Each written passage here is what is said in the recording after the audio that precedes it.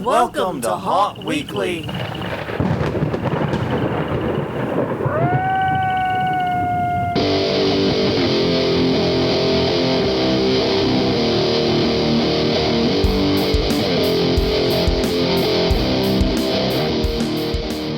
Hello, everyone. I'm Jonathan. I'm Crystal. And this is Haunt Weekly, a weekly podcast for the haunted attraction and entertainment community. Whether you're an actor, owner, or just plain aficionado, we aim to be a podcast for you. Mm-hmm. And we come to you this week tired.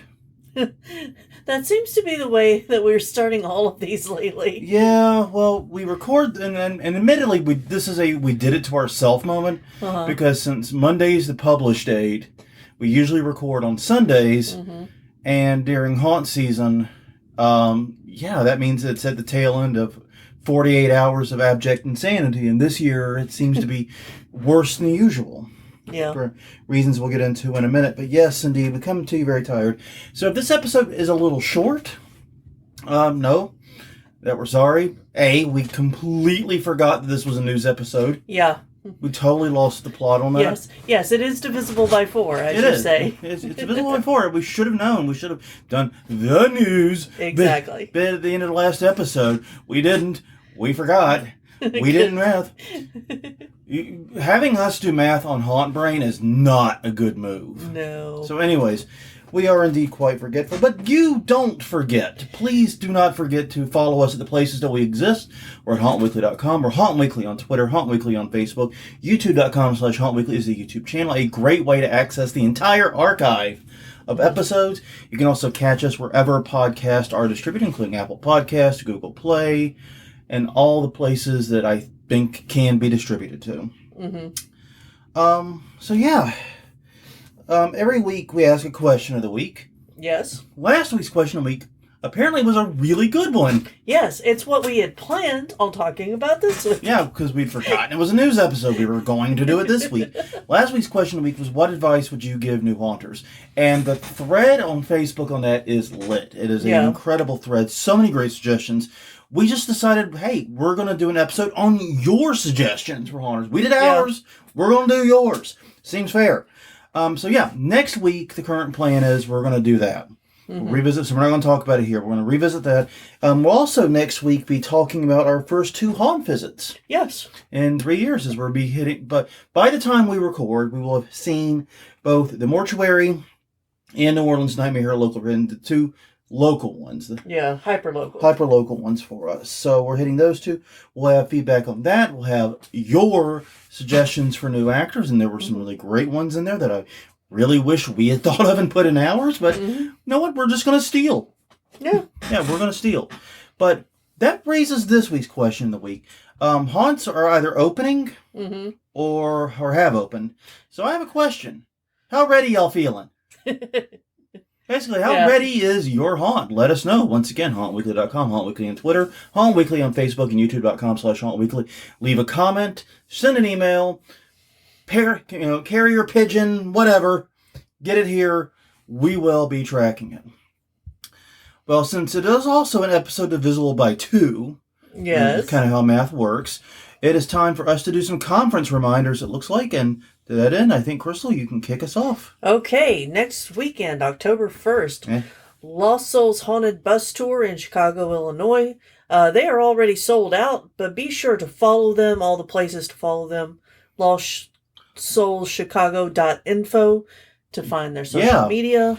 Yeah, definitely give them a follow. I mean, we did this pre-pandemic. Yeah. Pandemic shut them down for a couple of years. But they're back now, and when we did it pre-pandemic, it was an amazing experience. I can see completely why they're totally sold out. Yes. I'm not surprised by that in the least. Nope. And honestly, if you got tickets, lucky you fucking fucks. And enjoy. Yeah. It's great. It's well worth it. All right.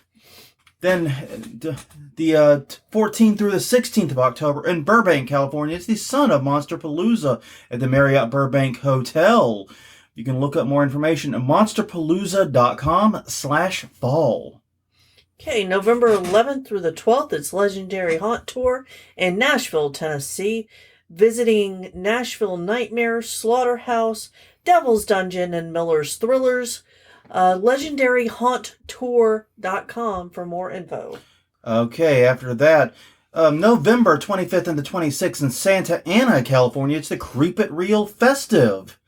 It's at the Heritage Museum of Orange County. Not much details are available, but creepitrealoc.com. Okay, and the Halloween and Party Expo is going to be January 10th through the 12th in Las Vegas, Nevada at the Mirage. Most have qualified business to attend. It is not open to the public. HalloweenPartyExpo.com for more info. That is more intended for stores and resellers and wholesaler operations. But just trust me, if you are able to go, there's always some cool stuff to look at and participate in there. Because when they were partnering with HauntCon, when they were sharing space, we got to tour the floor a couple times, and it was interesting. It was. I highly recommend it, actually. It really was good. Well, okay. So what the hell have we been doing on our haunt? A lot of clean out. Yeah. Well, the thing is this. Like we mentioned this last week. Our girlfriend Ellie is opening a yarn store. Yes. And, look, it's not her fault that it timed out this way. No. I want to be very clear about that. Last time around, I might have indicated that I might have sounded more upset than I was about the timing.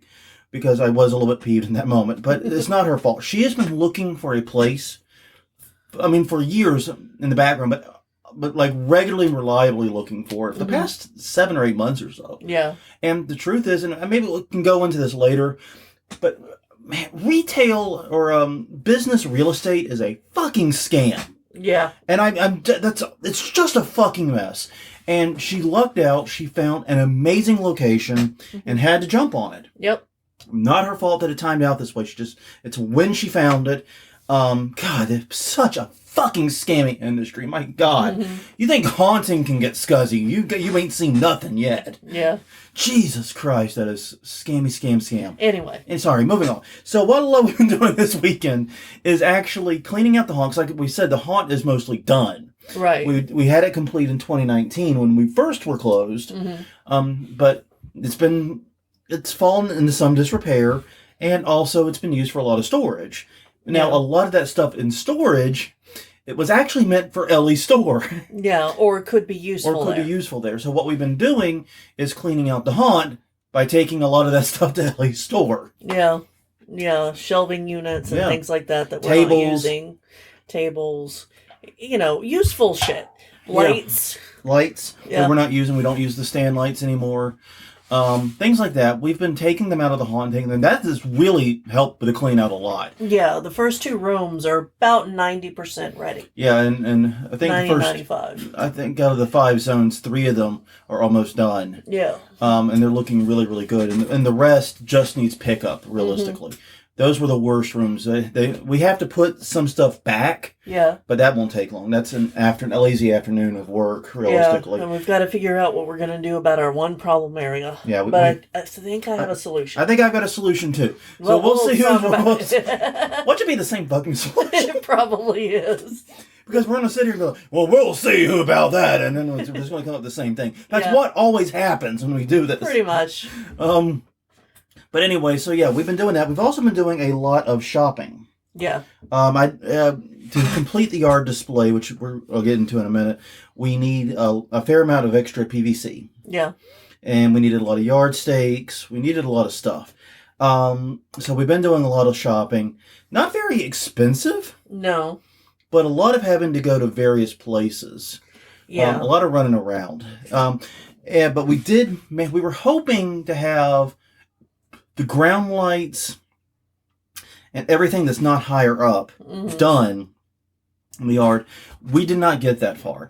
And the reason is because, we've now ordered new lights. Yeah. We saw a deal on Amazon that was just too good to pass up.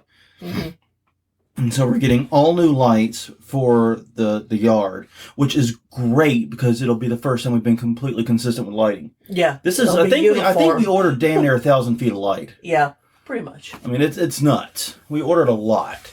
So we're excited about that. That'll arrive Tuesday. We'll start putting it up then. But one of the reasons we didn't want to start putting things that had to go up was because we were at the time somewhat under threat of Hurricane Irma, I think it is. I don't know. I thought it was Ian. Okay, hang on. I gotta pull up the Hurricanes app. It is. It is. It is Ian. You are correct. Okay. I don't know why I keep calling it Irma. I've been doing that. I don't know. But look, I do want to say regarding Ian. Mm-hmm. A, that is just a shit name for a hurricane. Ian should feel bad. I mean, come on, we could have had Gaston blowing through Disney World. I know. That is just perfect, and it was blown. Yeah. Just like Gaston to screw that up. Yeah, But anyways, but to our friends and those we know that are in the path, we're thinking about you. We're worried about you. If there's anything we can do to help, let us know. Mm-hmm. I mean, I don't think you live on the Gulf Coast any length of time without being something of a hurricane vet. Yeah. So I don't know if we can offer advice or anything. But if there's anything we can do or help with, please let us know. We are always eager to help those in the path of a storm like this because people have been so kind in helping us when we were the ones getting hit. Mm-hmm. So I want to pay it forward and return the favor a little bit. So yeah, I'm hoping for the best with this. I'm hoping it turns out to be a nothing burger and we get to all move on. But yeah, we didn't want to start anything that couldn't take wind just in case because Ian was unpredictable when we were making these decisions. Yeah. So, yeah, we're going to start work on all that over the weekend in the evenings, I think. And we're hoping to have everything ready to be lit up by October 1st, basically. Yes. I think that's still more than possible. I hope so. I think it's possible. I think it is. Yeah. It's going to be a lot of work over this next week. But it's going to be a lot of work. No one said it's going to be easy. No. But I think we can get it done.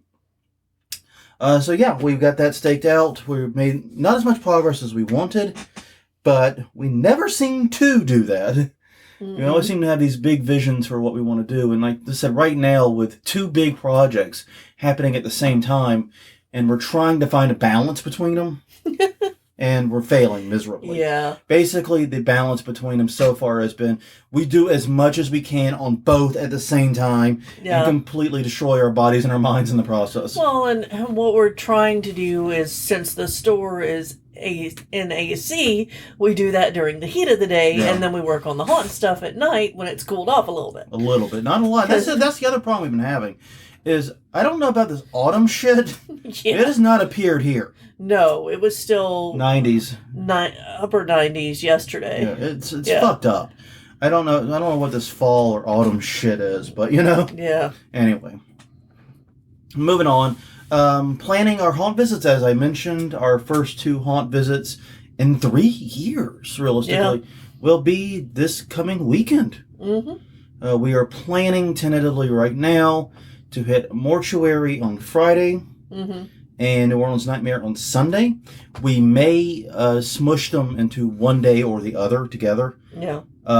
It's going to depend upon how work goes with our haunt and where we are and how comfortable we are. And my day job. Because my day job has me working most of the day Saturday. Yeah, and most likely, and I'd have to make sure Mortuary is open on Sunday. Mm-hmm. But if we do smush them into one day, it'll probably be Sunday for that reason. Oh, I was thinking Friday. Oh, you think Friday? I think Friday. Okay, I just knew you had to get up Saturday. Yeah. But also then again, you can't be working in haunt till 2 a.m. No, I can't. So, yeah, that's true too. All right, so we'll think about and talk about those visits are happening this weekend. We don't know the exact dates. We have a plan, but plan is subject to change. Yeah. All right. So anyways, as we mentioned on the way in, even though we completely fucking forgot, this is indeed an episode of Visible Before, so that means it is time to do the news. And dear God, this is a heavy one. I know. We've been having such a good run of light ones. And then the haunts open and it's all gone to shit. I mean, and the strange thing is, a lot of the heaviness has nothing to do with the haunts opening. I know. It's all holdover stuff from previous years. Yeah. I guess I'll kick off the first one. Yeah. Because it doesn't really matter. I mean, we're all going to be doing sucky ones. All right, well, coming up first this week, the man who murdered a 29-year-old outside Erebus in 2020 has now been sentenced. This is an article by Kayla Clark at Click on Detroit. DeMonterell has been sentenced to 17 years in prison over a shooting that took place near Erebus Haunted House. Now, if you go back, 2020, the pandemic, the big pandemic season. Yeah. The really big one. There were a lot of shootings and problems with violence that year. Yeah. And it was the first time we ever had shootings on the news at haunted houses. And I think this was legitimately, this one here is the first shooting we ever covered. I think so. So yeah, basically, he has been sentenced to 17 years in prison. The sentence is for second-degree murder and a felony firearms conviction. And this kicked off what was, unfortunately, a major outbreak in haunted attractions, having issues with gun violence. Basically, the story here is he and the victim had an argument in line. It's believed that Terrell was trying to cut. The victim decided to leave the situation and go to his car. And Terrell followed him and shot him at least 3 times. He died in the hospital. And I don't want to turn this episode into a commentary on our justice system. Mm-hmm. But I'm a little miffed about this, to be honest with you. This doesn't feel right to me. Because second-degree murder is supposed to be when you do something impulsively. Mm-hmm. He had the entire walk back to the car to think, but this was premeditated. This was first-degree murder by my metric. Now, I'm assuming this was a plea deal. Because it didn't mention anything about a jury or a trial. They didn't say definitively it was a plea deal, but I'm very sure it was. It feels wrong to me. Like I said, I can go on a whole long rant about ways our justice system is hopelessly screwed up, but it doesn't. It's not. This is not the venue for that, and it is hopelessly screwed up in a lot of ways. But yeah, this was the first shooting of 2020, and that was a very, very bad year for shootings. It was. I remember because we talked about this one episode. We had an episode like this one that was like barely at the start of haunt season. Yeah. And then we had another news episode way down in it. And we had like 3 or 4 stories of shootings. Yeah. And it was just like, we felt like we were talking about nothing but shootings all the time. And yeah, this one's frustrating because, you ask yourself the question, what could the haunt do different? There's not a whole hell of a lot here. I mean, they weren't inside the haunt. Yeah, it was an outside queue area of some type. I've never been to Erebus, so I don't really know. And that's where the fight happened. The actual shooting took place in the parking lot. I mean, yeah, you're limited in what you can do there. I admit it. It's just a sad story. Nobody wins here. And honestly, I want to get into it in a minute because we have another story that's kind of connected to this one, or they go together. And then I want to talk a little bit about the rumors we've been hearing and sort of the things we've been hearing on the grapevine, if you will, about this year's haunt season. So anyways, next story. Let's just do it and then talk. Then we'll break. Mom of Wilmerding teen that was killed at a haunted attraction has filed a lawsuit against the haunted attraction. Yes. So, Chantel Pizarro is the mother of Eason Pizarro, who was killed at Haunted Hills Hayride in North Versailles, Pennsylvania. A fight broke out while waiting in line, because again, long waiting lines the past few years. He was not involved in the fight, but he tried to break it up, and he was shot twice. And I want to say something here. I'm not blaming the victim at all. The victim was trying to do the right thing. Yeah. And I 100% support people trying to do the right thing. But let this be a cautionary tale. Do not try to break up a fight unless you are trained to do so. I'm sorry. Okay.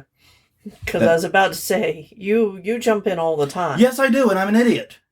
Do as I say, not as I do. Yeah. But the case remains open. There have been no arrests. The lawsuit is alleging negligence, including businesses' failure to implement security measures, which include the lack of video surveillance. We've harped on video surveillance so many times. The broken record. Security camera. Yeah, exactly. But the haunt has made changes after the shooting, including security present, bag searches, requiring people under 16 to come with an adult.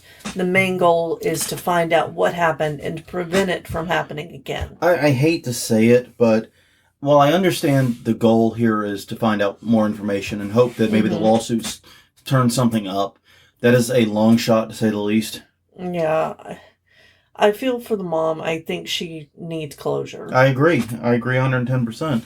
And I hope this helps. Yeah. Genuinely hope it does. But I am not an optimist because I would think that any information like that could come out would have come out by now. It's frustrating. Because, yeah, I mean, there were no shortage of witnesses. There was people around. This seems like it should have been very easy to figure out who did it. Yeah. But A, they're not helped by the fact the haunt didn't have security cameras covering this area. Right. That's not good. And yeah, I'm really frustrated. I do worry that lawsuits like this one, especially if they are successful, could prompt haunts to take quote unquote security measures that really don't help, but they're just scared of being sued. Yeah. I mean, things like instituting metal detectors. Yeah. That doesn't actually help. It may prevent you from getting sued or may make a lawsuit less likely, but all it means is that now the place for the shooting to happen is before the metal detector. Yeah. You've pushed the problem back. You haven't really dealt with the problem. Stuff like that. So I'm worried that haunts will give in to security theater in a bid to either avoid a lawsuit or to win a lawsuit if they are sued. Or something like this. And that's my genuine worry about this type of case. And I'm not blaming the mom for filing the lawsuit. It does sound like the haunt had some questionable practices in the area of security. But I'm also hoping that whatever we as an industry glean from it is positive and useful. Yeah, and this is something that the entire industry should be following, this case. Absolutely. It's going to be a very important case. I really do think that if I were a haunt owner, a commercial haunt owner, this would be one I'd be following very, very, very closely to see what happens, to see what we learn from it. Now, these two stories both deal with shootings that happened in previous seasons. One in 2020, one in 2021. Yes. We have heard from multiple sources, and I'm not naming names or naming haunts. No. But from several people. So if you've written us about this and you're one of the people, know you weren't alone. Yeah. Take some solace in that, saying that violence has been a serious problem at haunts this year, in general. And we've heard it from actors and haunts and customers saying this. And it's always interesting, when we get those messages on Facebook and whatever, and it's like, I don't know what to do with it other than this. Yeah. Which is to say, we're being told this by people. Obviously, it's anecdotal. Yeah. But these are people I trust. A lot of these people, a couple of them at least, can't say, trying to keep the numbers actually in line with what we've been seeing. Right. But yes. But but at least a couple of these people are people I know well and trust their judgment completely. Yeah. And so if they're saying there's an uptick and they're at haunts and they're at places that are generally well run and well regarded, if they're seeing problems, I'm worried about us. Yeah, I know. Me too. I'm very, very worried. Yeah, if we have an incident this year, we're probably not doing this again. Yeah. Period. Period. It's just not going to happen. Yeah, we won't do it. Because that's just it, right? If someone gets hurt or killed. Yeah. No, I will refuse. I mean, we've had issues with customers taking swings at actors before. We've had one incident where a group was deliberately destructive. Yeah. For no good reason. Yeah. We've had problems like that, but they've been minor, one or two offs, and no one's ever been injured. I mean, we talk all the time and we brag that we've never even had to pull the first aid kit out while open. Yeah. Not for customers, at least. Actors going to act, and they're going to do stupid shit. We make the safest space we can, but there are some people you cannot make a safe enough space for. Yeah. You know who I'm talking about. Yeah. So be careful out there this season. Be careful, be smart, keep your head on a swivel, all that good stuff. Just, basically, watch out. I'm hoping that we don't have an issue. I know New Orleans, and we'll get into it in a minute, is in a violent crime spike right now. Yeah. Another reason I'm antsy. Yep. But we will see what happens. And anyways, moving on to other unhappy news. Yes. Okay, so Scream Hollow owner arrested, accused of sexually assaulting a former child volunteer. This is an article by KVEU. It's from Smithville, Texas, which is near Austin, which we'll be talking about this area again. KVUE. KVUE. Uh-huh. I'm sorry, that's still View. Yeah. Anyways, but yeah, VUE, you're right. In Smithville, Texas, Scream Hollow owner Norman Glenn has been arrested on allegations he sexually assaulted an underage volunteer / staffer. The staffer in question, who for obvious reasons has not been named, is now 19, but claims that when she was 14, she was provided alcohol and that Glenn sexually assaulted her. Yeah. They're asking for anyone with information to call or message the Bastrop County Sheriff's Office. And I would encourage you personally to do so. Yeah. And the story sounds very much like the one Maddie Monster talked about on that episode. And we come onto this show and we tell haunts, okay, these are the things you should do to reduce the risk of this happening on your watch. Yeah. Do background checks, don't have underage actors, do all these things. And they can help mitigate a lot of the risks. Don't have people be alone with each other. Have good security camera coverage. Basic things. Right. None of that shit helps if it's the owners. It doesn't. And that's what pisses me off. It's like we can give the owners the best advice in the world. And then the best advice, not just from us, but from like people smarter than us about this stuff. Right. People we trust, but it doesn't work if the owners are the ones doing it. Right. It doesn't work if the owner's the ones doing it. But there are others around, and there are other people who interact with all of the actors and staffers. And if you see something, say something. Yeah, Get that person out of that situation. And that was the lesson we kind of got from talking to Maddie. Yeah. Was that there were a lot of people who had a piece of the puzzle. Right. A little bit here, a little bit there. Yeah. They might have seen him passing out alcohol to the minors. They might have seen him, making inappropriate jokes with them. Little pieces of the puzzle. Nothing, not the whole picture, but that's why if you see something like that, you have to say something about it. Yeah. Because even though it may not be the biggest deal in the world by itself, it could easily be part of a much bigger picture that is fucking horrifying. Right. And what you saw, and by saying something, by speaking out, you can prevent those things. So yeah, that's I think the lesson from that episode, and also in here, is if you see something at a haunt you're working at, please speak up. And speak up to who do you speak up to? Well, if it's the owner doing it, that does complicate things, but you can contact law enforcement. Exactly. You can contact the child's parents. You can get others involved. Basically, you can do something about this. If you see something, say something, take action, please. Just please. Anyways, moving on. All right. So this one's breaking as we're talking. Yes, I know. So this past weekend, 13th floor haunted house in Jacksonville was shut down for the night. This is from firstcoastnews.com. The reporter was actually in the haunted house when it was shut down, and they were all...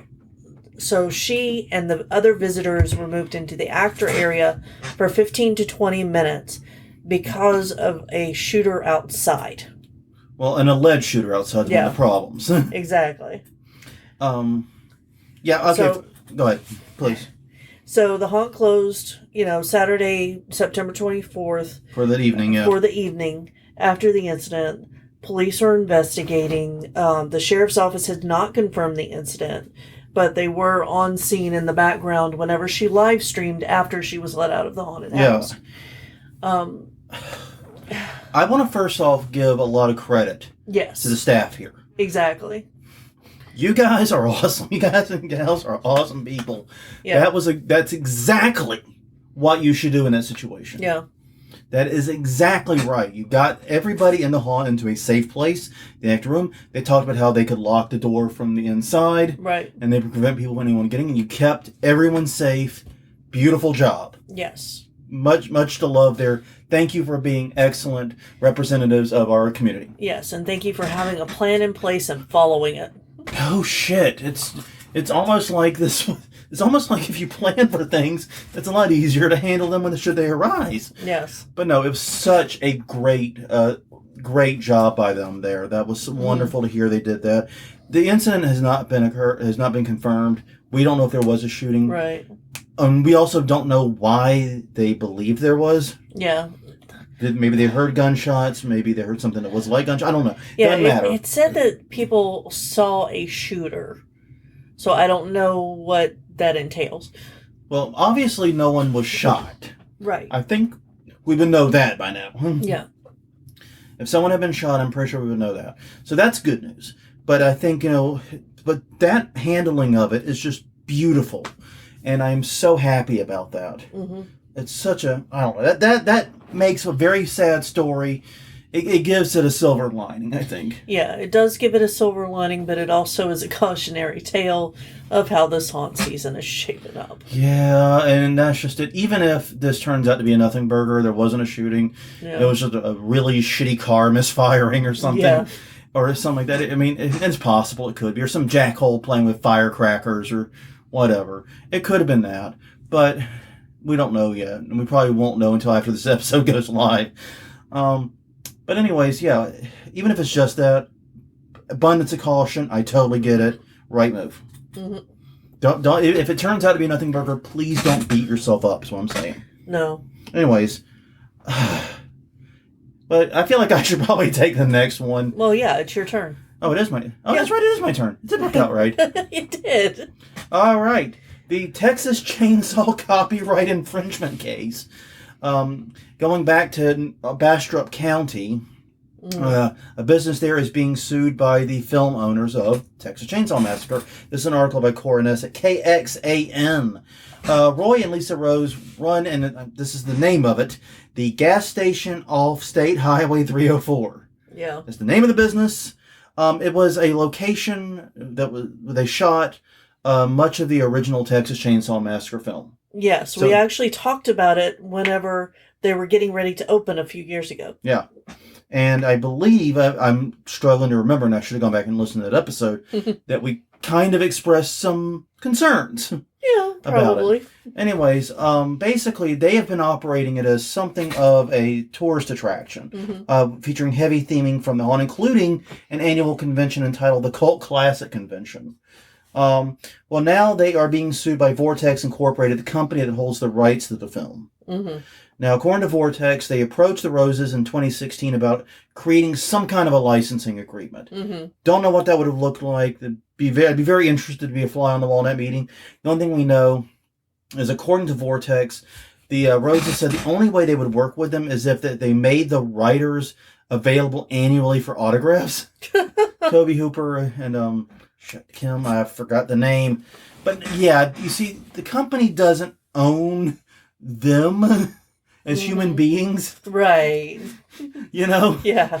That is illegal and unethical. Well, not only that, but I mean, you're the little person here. Yeah. You're the one without the rights to this movie. How are you demanding that the writers be on hand annually? I mean, that's a lot of gumption. Yeah, it really, really is. So yeah, the lawsuit is seeking either actual damages or $150,000 in statutory damage, which is the maximum under the law, per infringing work, which in this case would create a total of $9.9 million in this case. So yeah, and I'm not seeing that they've got much recourse here because they fucking knew that what they were doing was against what the company wanted. Because the thing is this, even if you have a good... I'm not the expert, by the way. Well, if you have a good... I mean, and I get it. Apparently they had something of a good rapport with people involved in the film. Mm-hmm. but they never got the rights to the stuff. And I don't know if maybe they didn't understand the rights they needed to get, or maybe they thought that since they had, some good rapport with some of the people involved in the film, if they had the clearances, but they did not. I mean, this is a situation where I have a feeling they were woefully either misinformed or woefully ignorant about copyright law. Yeah. And it's coming back to bite them in the ass. Because like you said, I don't see much of an out on this one. Anyway. All right, moving on. A Halloween attraction has opened despite still waiting for approval from the commission, from the Planning Commission. Yes. In Flushing, Michigan. Yes, there's an article on WNEM.com. Yes. So it's a 35-minute haunted musical hayride. You don't know how many sentences I had to read in order to get the whole picture of what they're trying to do, because it was spread out so much.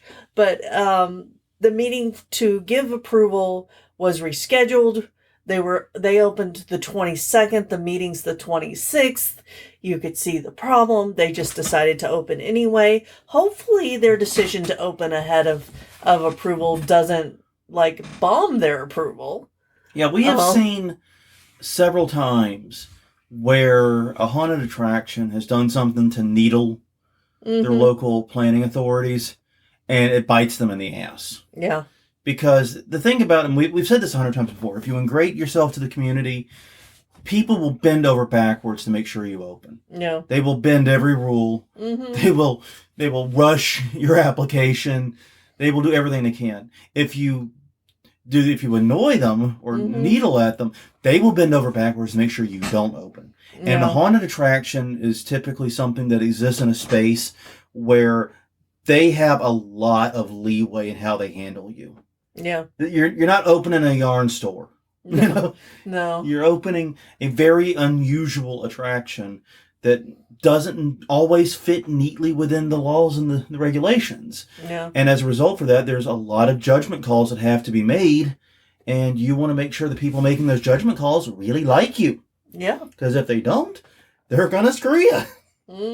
And they can do it totally legally. And yeah, it says here that there's no blood, gore, or jump scares or profanity. Yeah. What the fuck is there? Well, it is a musical. It is a musical. It has 3 scenes, so 3 acts.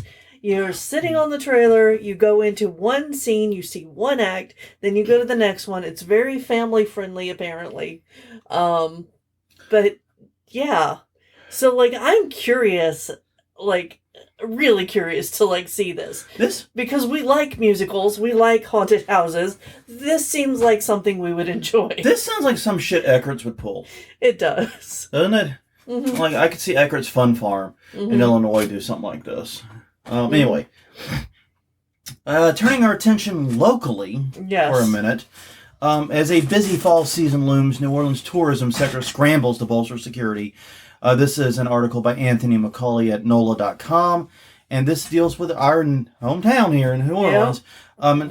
Basically, the crew of Boo is the iconic Halloween parade crew here. Yeah, yes, they do a parade every year. We have not been to it. We've never been able to go. Yes. Because it's fucking haunt season. I guess we could have last year, but... But, no, we really couldn't have for reasons we'll get into. Yeah. Because, basically, they're working to get their normal 3-mile parade route approved this year.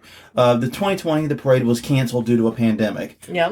In 2021, the parade was cut down from 3 miles to 2 miles the day before they rolled. Yeah.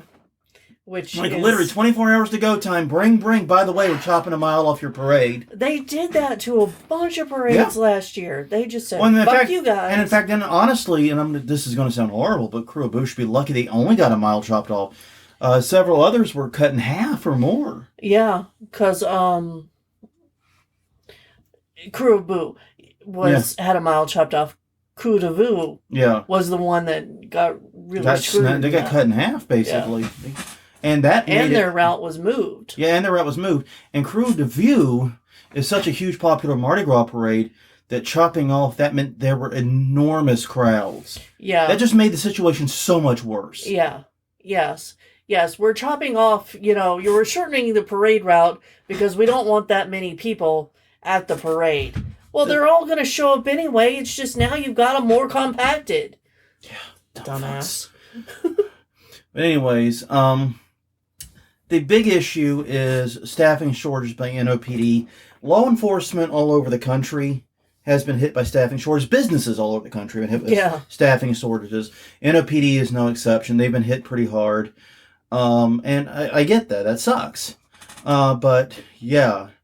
This comes after the mayor briefly threatened to cancel Mardi Gras. Yeah. If the NOPD couldn't get their shit together. That was quickly retracted. Mm-hmm. But the parade, and this is what I found interesting, why I wanted to include this, is that the parade is looking to hire private security, but is actually struggling to do so because they are competing with a bunch of other events that, due to limited NOPD staffing, are having to hire private security. Yeah. Yeah, so private security apparently is big business right now in NOLA. And as I said before, this comes as there's a violent crime spike in the city. And everyone's always like, oh, New Orleans is so dangerous. And like, we've lived here long enough to tell you the truth, which is that these spikes just happen from time to time here. Yeah. Yeah, we are back to being the murder capital of the U.S. I think that's happened at least 3 times since we've lived here. Yeah. It's gone up, it's gone down. We're in the middle of a wave, and that's just what it is. It sucks. Yeah, and it comes with economic downturns a lot of times. Like if you watch how the economy works, when people are struggling, you're going to get more violent acts. And more crime in general, including violent crime. So we're in the midst of something of a spike here in the city, and it sucks. I don't really know what to say or do about it, obviously. I'm just hoping that everything goes well for our haunt. Yeah. Because I'm honestly very nervous about the security, and unfortunately our plan for security at the haunt, well, that died an inglorious death. Yeah. Emphasis on inglorious. Yeah. Maybe we'll tell that story soon. And when we get all the details confirmed, we'll tell that story. Yeah. But God, we had a great plan. We had someone lined up, an actual police officer lined up, and now that is not going to work. A constable. A constable, yeah. Be careful because you're right. It was a constable, but still, we were going to do that. Had it lined up, good to go, and now it is not. And I'll get into why. Of course, someone Googled, I figured out in 5 fucking minutes. But anyways, moving on. Last story. Let's do something fun. Fun, happy. Well, and since I didn't actually get to read this story, I'm going to let you finish us off. All right. Well, this is one of my favorite ideas I've had in a long time. It's called, I'll just read the headline. Epic Entertainment Group partners with Hush Haunted Attraction to debut all-new secret bar program. This is an article by Mike Wilton at All Hallows Geek. Epic Entertainment Group is partnering with Hush Haunted Attractions in Westland, Michigan, to create a series of bars that are accessed as you go through the haunted houses. Now, the idea is this. These bars can be discovered inside the haunted house. And but you need a token to get into them. Okay. So you need the token or the password. Yeah. And there's 2 ways to obtain the token. Okay. First, you can be a boring guy, which is exactly what I would do, and you can pay for the tokens. Now, the pay ones are limited to only a certain number per night, and it's $10 for the pass to all 3, basically. So you can pay $10 on top of your regular ticket, and they have a variable pricing scheme, so the ticket prices change night to night, and guarantee that you have access to all 3. And that's fine. Or you can figure out the way in. Like look for Easter eggs? Well, no, you have to talk with and interact with certain characters in order to get the tokens. Oh, kind of like the vampire bar here. Yeah, exactly what I thought. You have to go and talk to somebody and get the password in order to be let in. Now, this was the first year they were open, before they were in Google Maps and stuff. Yeah, and now it's kind of, the secret's out, guys. Yeah, I think the last few times we went there, we just walked straight back and went in there. Yeah. Because it's in the back of another bar. Yeah. And it's kind of funny because the bar it's actually connected with looks nothing like it. Yeah, exactly. Anyways, moving on. But it's a neat idea where you can basically, you try to interact with characters and you say the right words, you make buddy with the right people, and you can get tokens that way to go see them. And basically, they're bars inside the haunt. Now, I wonder how this impacts throughput. I have a lot of questions. Yeah. But it does sound fun. I will be looking for glowing exclamation points above people's heads. Who's the quest giver? Yes, indeed. But no, it's a really interesting idea. And I think ideas like this, I mean, maybe not bars. Mm-hmm. Like I remember 13th Gate a while back had the hidden room. Yeah. Where you had to know the password to get in.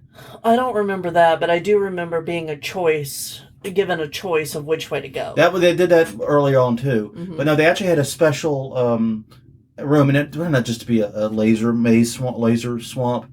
So it wasn't even anything that incredible, especially by 13th Gate standards. Mm-hmm. I mean, 13th Gate, you'd expect the secret room to basically be a movie set for an Egyptian tomb or something. But anyways, they so I've seen that done, but I think this idea of hidden rooms that you have to explore and find on your own in haunts is really, really cool. Mm-hmm. And like we know, like for example, Hell's Gate has the key hunt, where you try to find a key to get your free pass. Get your free. They refund your ticket price basically if you find it. At least that's what they were doing when we went. Yeah. I don't know if they're still doing that or not. No idea. But God, I think this is a great idea.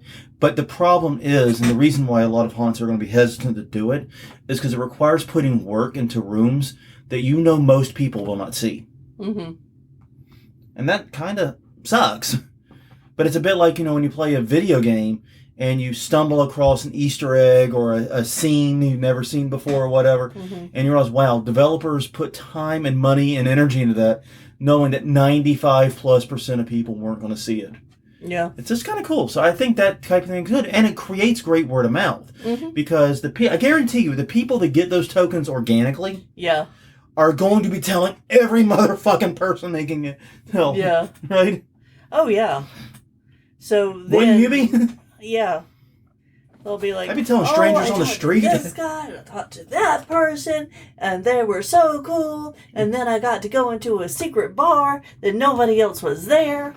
Well, we kind of had that happen to us at Onic. Mm-hmm. With their little haunted house. Yeah. Or theater, haunted house. It's complicated what it was. Yeah. It was really cool is what it was. Yeah. Yeah, but we got discovered. Yeah. So we've had something like that happen to us, and we've definitely told more than a few people about that. Yeah. So yeah, I think this is a great idea. I think it's something that can be obviously not this year if you haven't already set it up, but next year could be a lot of fun. Yeah, people like secret passageways. They like secrets. They like to feel special, and if they get something that not everybody gets, it feels very special. It does. Oh well. On that note, I think that's everything. I know we're wrapping up a few minutes early, but it's not that bad. Nah. Yeah. Like I said, we are super tired, and we forgot it was a news episode until like 3 hours ago. Yeah. Gotta be honest. Well, on that note, everyone, please do take a minute. Follow us at all the places we exist. HauntWeekly.com, HauntWeekly on Twitter, HauntWeekly on Facebook, and YouTube.com/HauntWeekly.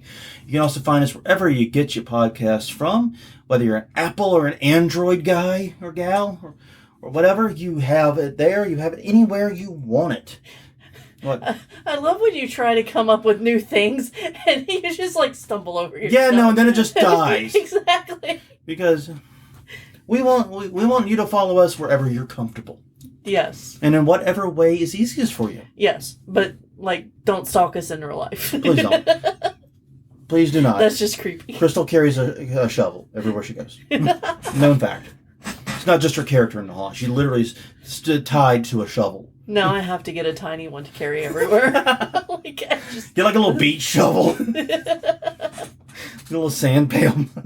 Okay, we are off the rails. Yes, we are. So we should wrap this up. We're going to wrap it up. So once again, I'm Jonathan. I'm Crystal. And we'll see you all next week where we will be talking about your advice for new haunters. So, hey, if you still want in on that, go find the question of the week post on Facebook.com/HauntWeekly and throw your hat in the ring. You get a bonus week this time because we screwed up. We'll see you all next week.